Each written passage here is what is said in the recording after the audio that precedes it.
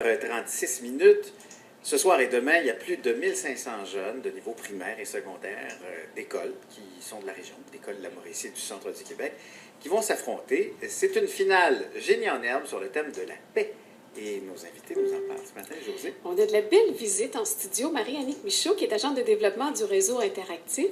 Bonjour, Annick. Bonjour. Et nous avons Léa Pilon, élève de l'école Richelieu, qui participe ce soir à Génie en herbe. Bonjour, Léa. Bonjour. C'est vous la génie. Vous êtes une génie. Une des génies. Oui, mais moi, cette année, je ne participerai pas, mais l'année passée, j'ai participé à Génie en herbe. OK.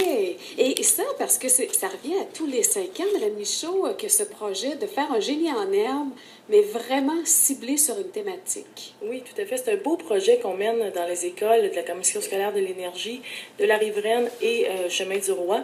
Donc, 35 écoles qui y participent et ça fait 5 ans qu'on met ce projet-là en place, en fait, pour sensibiliser les jeunes sur les enjeux qui nous interpellent au Comité de solidarité de Trois-Rivières.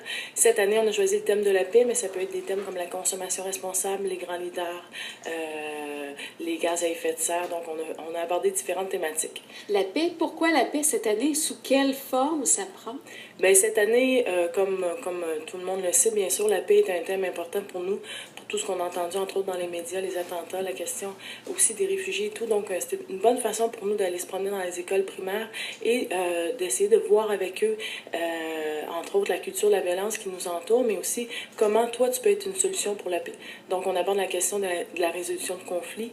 On essaie de voir aussi comment les gens travaillent autour de nous pour construire un monde plus empreint de paix. Pensons par exemple à l'ONU qui fait un travail au niveau international. Donc c'est vraiment de mobiliser les jeunes autour d'eux, dans leur communauté, mais aussi de savoir qu'est-ce qui se passe sur la planète pour créer un petit peu plus un monde de paix autour de nous. Léa, vous participez pas cette année, mais j'ai l'impression que toute l'école participe quand même à cette thématique, à cette recherche. Bien, pas toute l'école, mais notre classe, oui, la classe de 5e, 6e année, bien, on a dû lire un document sur la paix. C'était comme un petit livre. Ensuite de ça, on l'a vraiment pratiqué. On a écrit des questions, on a répondu à des questions. On l'a travaillé avec les mots de vocabulaire. On l'a travaillé en lecture pour répondre à des questions en lecture. C'était on l'a vraiment travaillé sur plusieurs formes. Puis je te dirais même que l'équipe de Génie en herbe se pratique encore plus souvent que nous parce qu'elle se voit au moins 2 fois par semaine. 2 fois par jour, puis 1 fois par semaine au moins un midi. Puis je pratique pas mal... tous les matins. Ils sont sérieux, là, dans la Ouais, c'est impressionnant. D'ailleurs, chers collègues, oui. on avait le goût de vous... allait faire ça. On va se faire patate à la couture. Ah non! On avait le goût de vous mettre au défi. Si on a le goût de le faire. Bon, alors, Annick Michaud, on va vous faire de vous notre maître du jeu. Léa, peut-être vous pourrez trancher et répondre aux questions. Ouais, vous avez le si droit je de vois ça. souffler les réponses. On se fait sur... Vous l'avez appelé maître du jeu, on pourrait également dire tortionnaire. On verra après.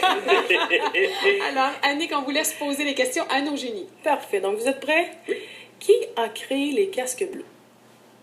C'était le Canada, Lester B. Pearson. Lester B. Pearson, oui. Bravo, effectivement. Bonne vous avez réponse. Prix Nobel de la paix. Nobelisé pour ça.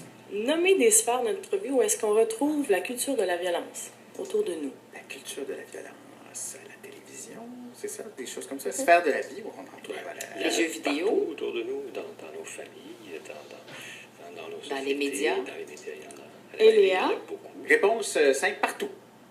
Léa, que répondriez-vous? Oui. Ben, à la télévision, dans les médias, dans notre vocabulaire même, on s'en rend peut-être pas compte, mais quand on dit donner un couvre-feu à des jeunes, je me suis fait bombarder de questions. Tous ces mots-là, on s'en rend peut-être pas compte, mais c'est quand même des mots qui sont en rapport avec la violence puis la guerre. Elle est forte, hein? Forte, hein? Je vous l'avais dit. Moi, je l'engage, la vue dans mon équipe. Que devrait-on réduire pour construire un monde de paix? Les inégalités. Oui. Bonne réponse. Il y en a d'autres où c'était. Vous ne cherchez pas juste une réponse. Qu'est-ce qu'on devrait réduire? La pauvreté. Ouais. Oui, l'inégalité, la pauvreté. Ouais. Qu'est-ce que vous avez à La dire violence. là-dessus? Oui, la violence, mais l'armement. On s'en rend peut-être pas compte, mais il y a beaucoup, beaucoup d'argent qui sont mis là-dedans, puis peut-être à peu près, je pense que c'est 30%, 60%. Si on prenait ça à chaque année qu'on donne pour l'armement, on pourrait réduire complètement la faim dans le monde puis la pauvreté. Là, est-ce que Léa, elle connaît les questions d'avance ou c'est Elle a spontanément? étudié là? les questions. J'ai vu les questions un Ok. peu, mais la plupart, les réponses que je vous donne comme ça, c'est pas les réponses qui étaient écrites. D'accord. d'accord. Voulez-vous animer chez nous le matin, vous?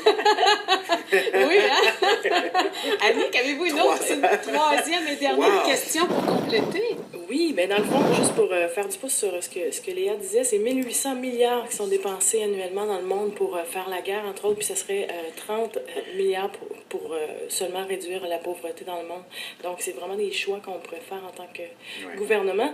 Ma dernière question, pourquoi la coopération est-elle une solution pour la paix? Pourquoi la coopération est-elle une solution? Parce que c'est le dialogue qui permet. Parce qu'on C'est la réduit les diplomatie. inégalités, parce que Parce qu'on voilà, finit on par se bâtit comprendre. des ponts entre les nations. On finit par se comprendre, en tout Ouais. cas. Et Léa répondrait? Oui. Parce que la coopération, c'est ça qui nous sert à tisser des liens avec les autres, puis à considérer l'autre vraiment comme un allié et non comme un adversaire à surpasser. C'est un peu ce que je voulais dire, mais là, c'est pas grave, je peux passer, j'ose plus rien dire. C'est impressionnant, on n'ose plus parler. Moi, je trouve ça très impressionnant de voir ces jeunes qui ont appris des choses, mais qui doivent apprendre aussi à l'extérieur du corpus, à l'extérieur de ce qu'on enseigne. C'est des jeunes qui sont extrêmement curieux, qui sont informés, qui s'informent et qui participent à ces événements. Donc, ce soir et demain, finale régionale de Génie en herbe sous le thème de la paix.